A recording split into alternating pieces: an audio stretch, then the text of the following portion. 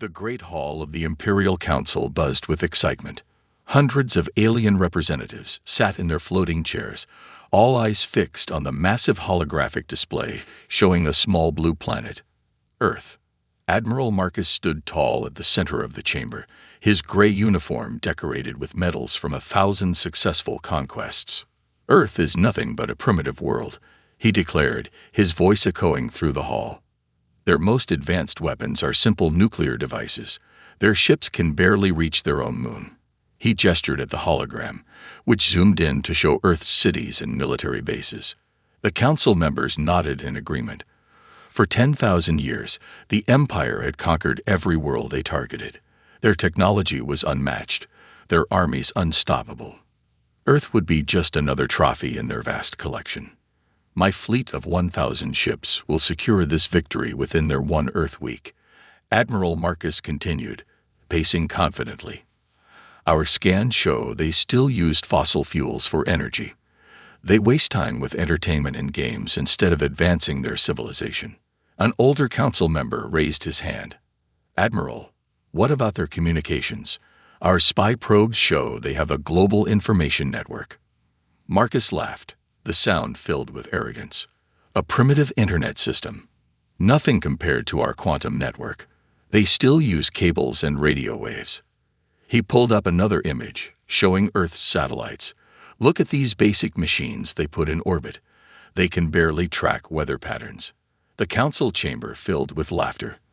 These humans seemed like children playing with toys compared to the Empire's might. The Empire's smallest ship could destroy Earth's entire satellite network in seconds. "When do we launch the invasion?"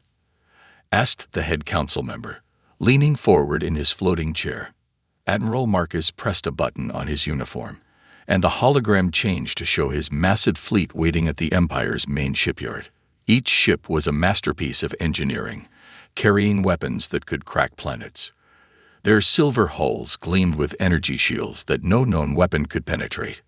"My fleet stands ready," Marcus declared. "We will depart at the next rising of our sun. The journey will take 30 days at maximum speed." He smiled, showing his perfect white teeth. "I've already prepared the surrender documents for Earth's leaders to sign."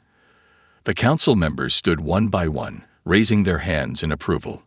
None of them questioned the invasion plan. Why should they? The Empire had never failed. Their technology was centuries ahead of any civilization they had encountered. As the meeting ended, Admiral Marcus walked to his private chamber. He looked at the detailed reports about Earth one last time. Humans were divided into nations, still fighting among themselves. They spent more time making movies and music than building warships. Their strongest weapons could only destroy cities, while the Empire could vaporize continents. "Computer," he commanded, "send the launch order to the fleet." Across the shipyard, 1,000 ships came to life. Their engines glowed with the power of captured stars. Crews of the Empire's finest soldiers and engineers took their positions. They had done this so many times before, it felt like a routine mission. In his chamber, Admiral Marcus allowed himself a small smile. He imagined how the humans would react when they saw his fleet blocking their sun, how they would tremble at the sight of real power, how quickly they would surrender when they realized their weapons were useless against Imperial shields.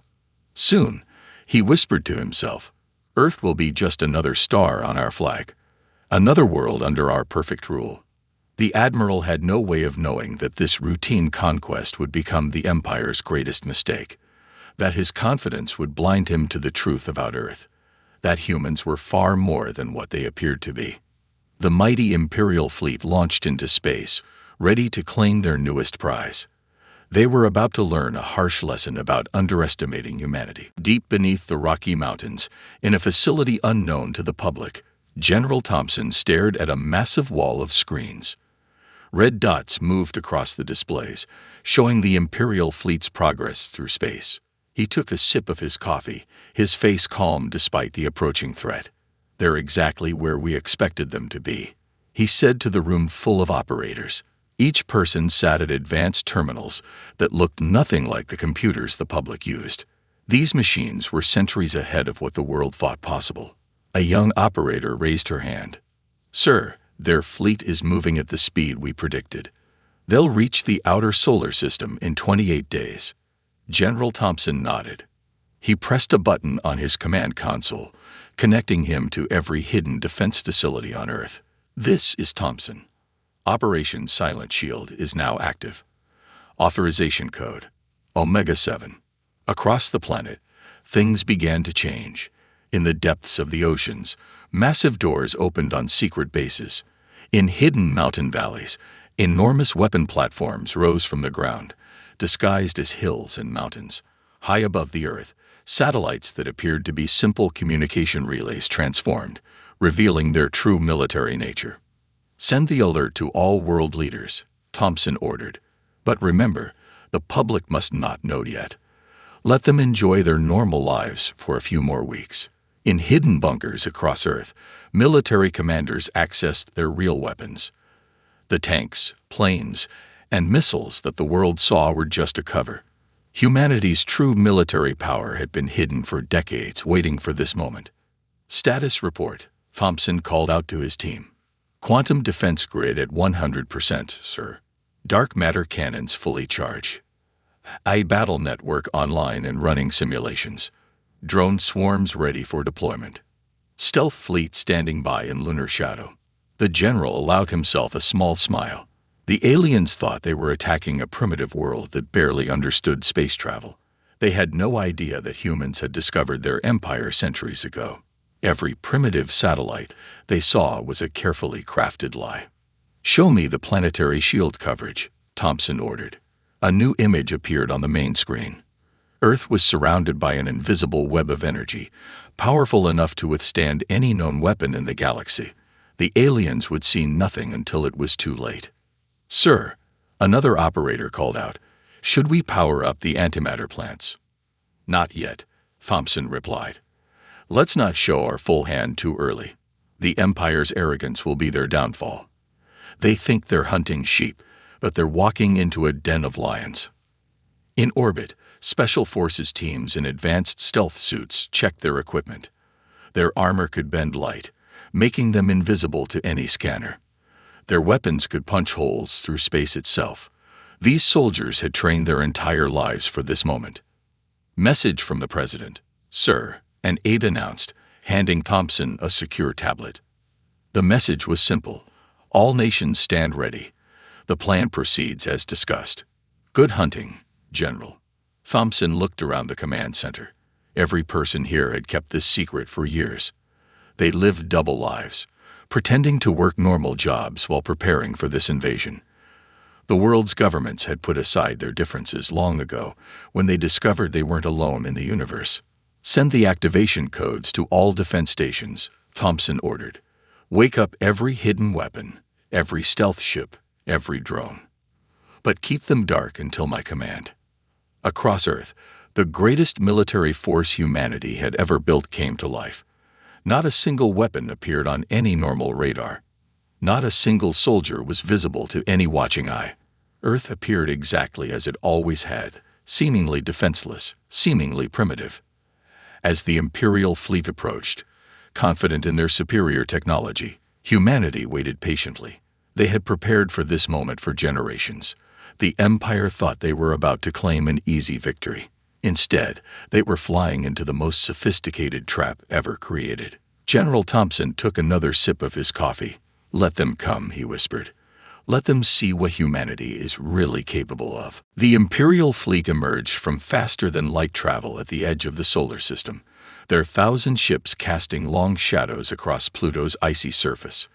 Admiral Marcus stood on the bridge of his flagship, pride swelling in his chest as he looked at the distant blue dot that was Earth. Begin the standard conquest broadcast, he ordered, straightening his uniform. Let's show these primitives what real power looks like. The Empire's most powerful communication systems activated, sending their message across the solar system. Every radio, television, and communication device on Earth would receive their demand for surrender. The Empire had used this same message for 1,000 conquests. People of Earth. Admiral Marcus's voice boomed, his image appearing on screens worldwide. Your planet is now under the protection of the Galactic Empire. Your primitive civilization will benefit from our superior guidance. Surrender now and become part of our glorious. The transmission cut off suddenly. The Admiral blinked in confusion. No one had ever dared to interrupt an Imperial broadcast before. A new voice filled the communication channels. It was calm, almost amused. Imperial Fleet, this is Earth Defense Command. You are entering protected space. Turn around now. This is your only warning. Laughter erupted across the Imperial bridge. The Admiral himself smiled at the absurdity. These humans thought they could threaten the mightiest fleet in the galaxy. Resume broadcast, he commanded. Show them our fleet's full power. The Imperial ships activated their external lights, thousands of massive vessels becoming visible in the dark of space. It was a sight that had made countless civilizations surrender immediately. Earth's response was simple. You have 10 minutes to begin your retreat. After that, we will consider your presence an act of war. Admiral Marcus leaned back in his command chair, chuckling. Show me their pathetic defenses, he ordered. The Imperial scanners swept the solar system. They showed exactly what their intelligence had reported. A few hundred primitive satellites, some basic space stations, and a handful of simple spacecraft near their moon. My lord, one of his officers called out, should we launch fighter squadrons? No need, Marcus replied. Move the fleet forward at half speed. Let them watch us approach. Let them feel the hopelessness of their situation. The massive Imperial armada began its advance toward Earth. Their engines glowed with the power of captured suns as they moved past Neptune, then Uranus. Sir, a sensor operator called out, sounding confused. I'm detecting some strange energy readings from Earth's direction, but they don't match any known patterns. The Admiral waved his hand dismissively.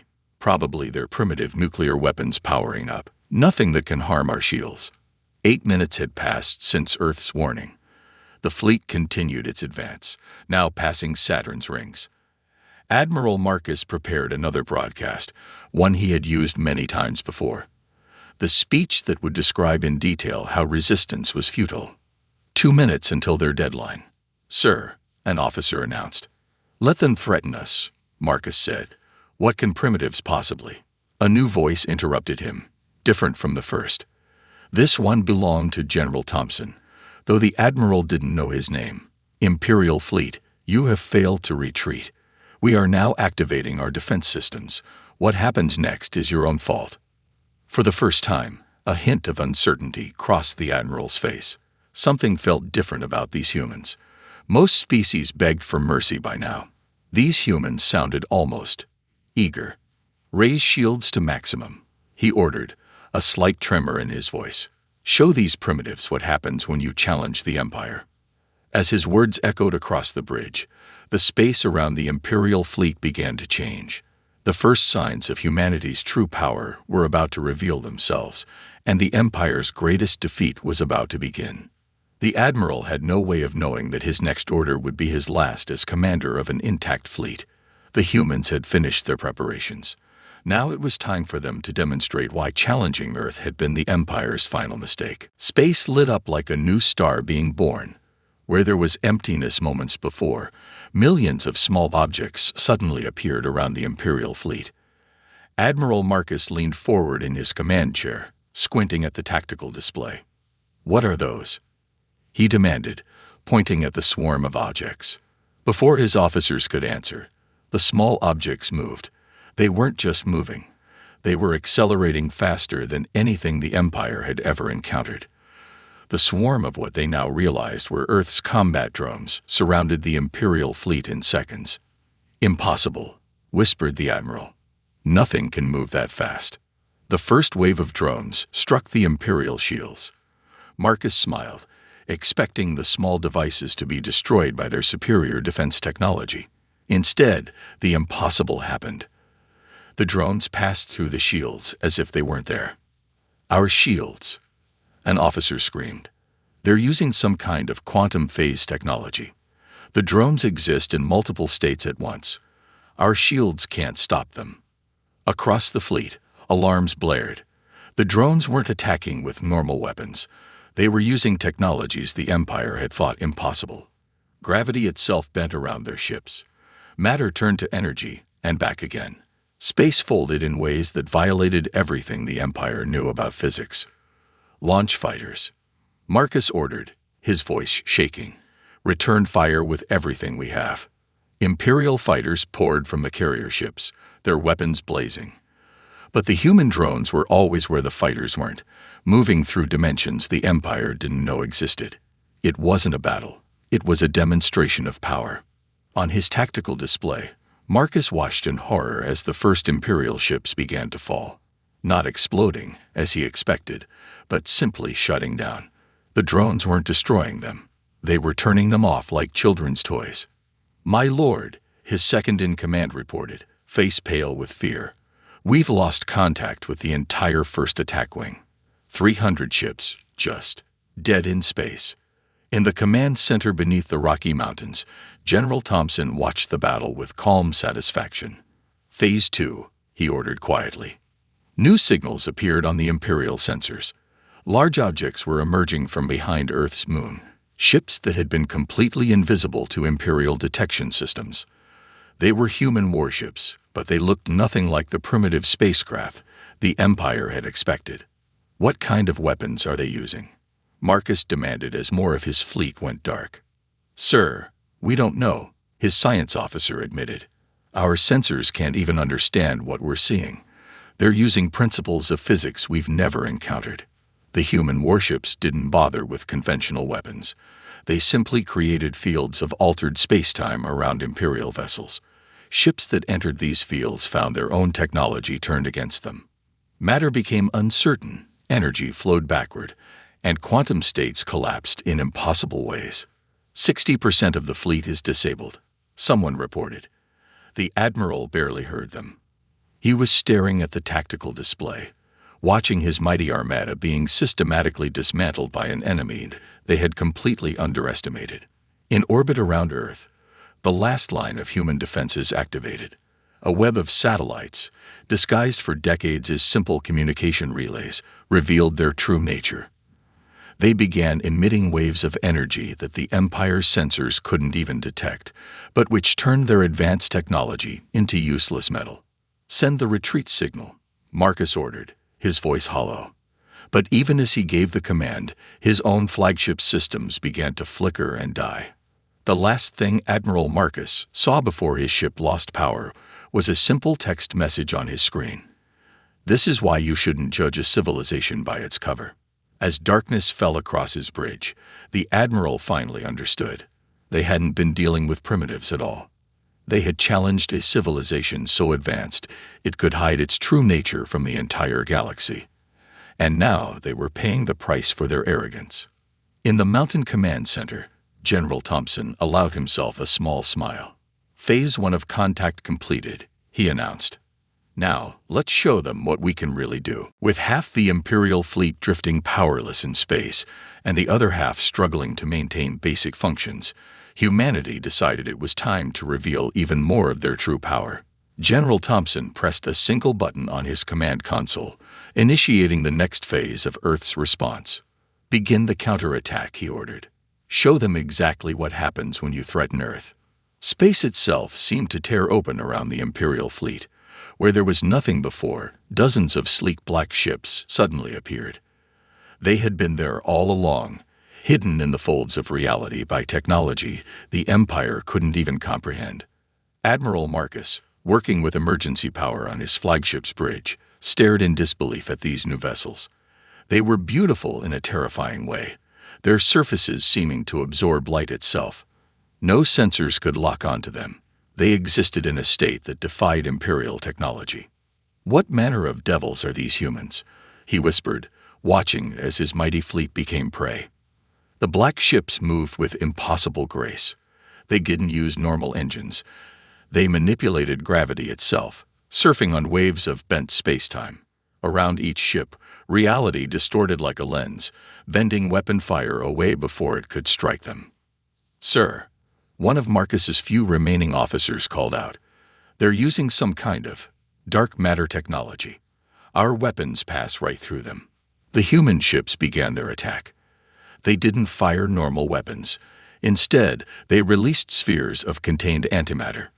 When these spheres touched an Imperial ship, the results were devastating. Matter and antimatter annihilated each other in perfect, silent explosions that looked like small stars being born. In his mountain command center, General Thompson watched the tactical display with satisfaction. "Status report," he called out. 80% of Imperial ships neutralized. An operator responded. "Their remaining vessels are attempting to regroup near Saturn's orbit." Thompson nodded. "Deploy the gravity nets. Don't let them escape. The Empire needs to learn this lesson thoroughly." In space, new weapons activated. Hidden platforms around the solar system came to life, creating webs of distorted gravity. The remaining Imperial ships found themselves trapped, unable to move, caught like insects in a spider's web. Admiral Marcus watched helplessly as the last of his fleet's defenses crumbled. These humans weren't just more advanced. They were operating on a completely different level of science. His mighty empire, which had conquered 1,000 worlds, suddenly seemed primitive by comparison. "My lord," his second-in-command reported, "they're sending us a message." On the flickering screens of the Imperial flagship, General Thompson's face appeared. He looked calm, almost sympathetic. "You should have taken our warning seriously," he said simply. "Earth has been preparing for threats like you for centuries. What you see now is only a fraction of our capability." As if to emphasize his words, new weapons appeared around Earth. Massive platforms emerged from hidden bases on the moon, their purpose clear even to the terrified Imperial crews. These weren't just defensive weapons. They were planet killers, far more advanced than anything the Empire possessed. "How?" Marcus managed to ask. "How did you hide all this?" Thompson's reply was calm but carried a hint of steel. "We learned long ago that appearing weak is sometimes the greatest strength. Your empire isn't the first to make this mistake, and we doubt you'll be the last." The black ships continued their systematic dismantling of the Imperial fleet. They didn't destroy the ships. Instead, they disabled them with surgical precision, stranding the mighty conquerors in space. In the command center, Thompson turned to his staff. "Prepare to send our message to their homeworld," he ordered. "It's time the galaxy understood that Earth is not a target. We are the guardians they should have feared." The counterattack was nearly complete. Humanity had not just defeated the Imperial fleet. They had done it with such overwhelming superiority that no one could mistake it for luck. This was the power of a civilization that had learned to hide its strength, waiting for the right moment to reveal its true nature. The Empire's mighty fleet now drifted in space, a monument to the cost of underestimating humanity. Admiral Marcus stood on his failing bridge, his perfect uniform now wrinkled and stained with sweat. Warning lights flashed everywhere as system after system failed.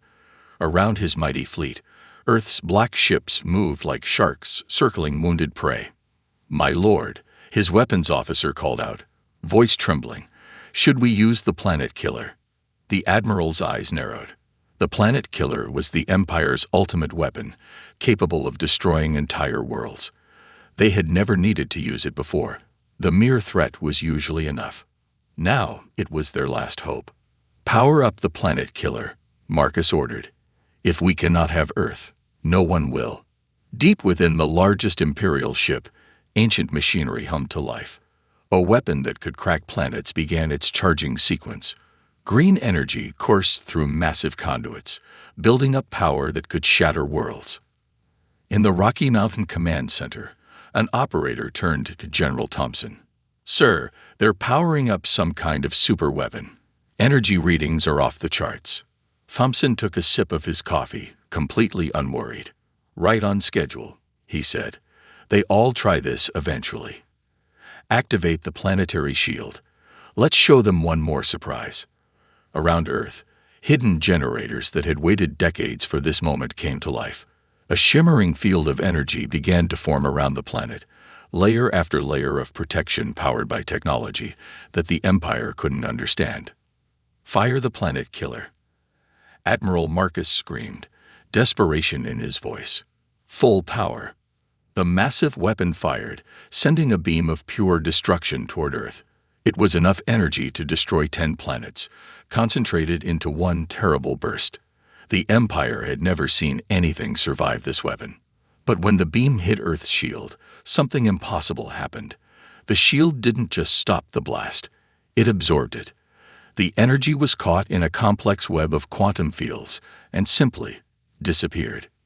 "No," Marcus whispered, stepping back from his command console. "No, that's not possible." On his view screen, General Thompson's face appeared again.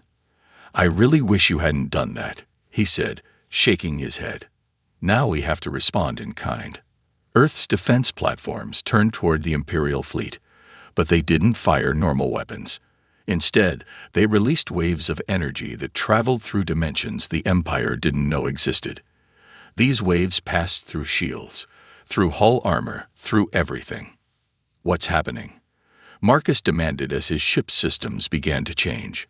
The human weapons weren't destroying the Imperial ships, they were rewriting the laws of physics around them. Engines that had worked perfectly for centuries suddenly found themselves in spaces where their underlying principles no longer applied. Power systems tried to draw energy from subspace, only to find that subspace itself had been altered. "Sir," a terrified officer reported, "we're detecting changes in the fundamental forces. They're locally modifying the laws of physics." One by one, every Imperial ship went dark. Not destroyed, but completely powerless. Earth had turned space itself against them, creating zones where their technology simply couldn't function. In the command center, Thompson watched the final Imperial ships lose power. "Status report," he ordered. "All Imperial vessels neutralized, sir. Their technology has been completely disabled by our physics modification fields. No casualties on either side." Thompson nodded approvingly. "Send the boarding teams. Let's show them some hospitality." Through the powerless Imperial ships, humans in advanced stealth suits appeared, seemingly walking through solid walls. They moved through the ships like ghosts, securing crews with weapons that ignored Imperial armor completely. On his dead bridge, Admiral Marcus watched these humans approach. Their suits seemed to bend light itself, and their movements defied normal spacetime. Looking at them, he finally understood the truth. His mighty empire wasn't at the peak of civilization.